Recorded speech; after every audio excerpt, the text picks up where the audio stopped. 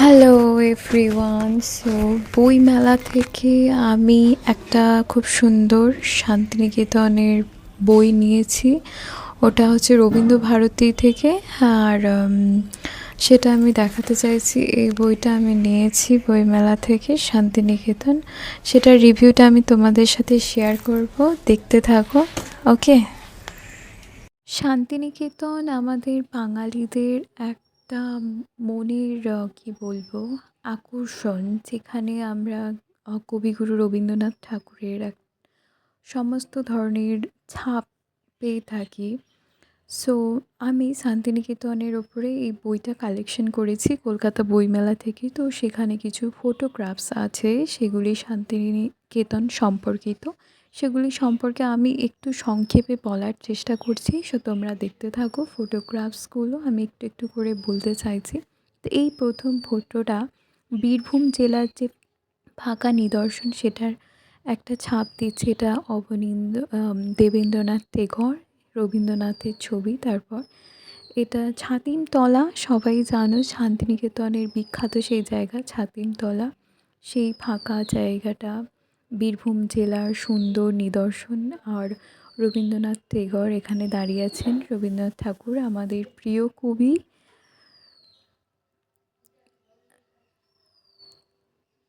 এই সমস্ত ছবিগুলো আমি যেগুলো কালেকশন করেছি সেগুলি খুবই আমার মনে হয় উল্লেখযোগ্য সবাই জানার জন্য। সংক্ষেপে ছাতিমতলা তো এখানে রয়েছে, এটা বীরভূম জেলার সেই সুন্দর নিদর্শন ফাঁকা, যেখানে আমরা অ্যাস্থেটিক ভাবনার বেশ একটা সুন্দর ছাপ পেয়ে থাকি।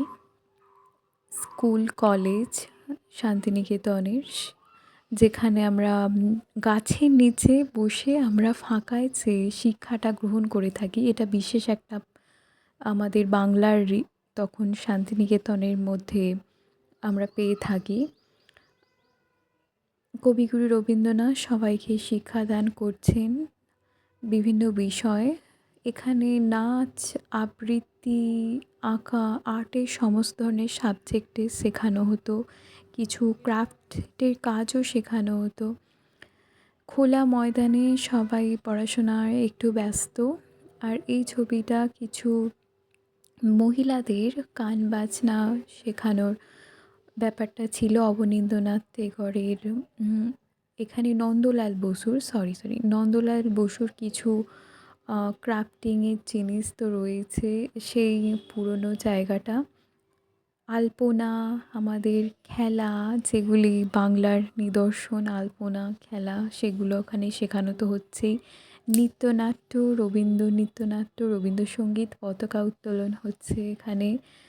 আর এটা তো জানো হচ্ছে কবিগুরুর ওখানে নেহেরু, পণ্ডিত নেহেরু এসেছিলেন, সঙ্গে দীনবন্ধু অ্যান্ড্রুজও ছিলেন।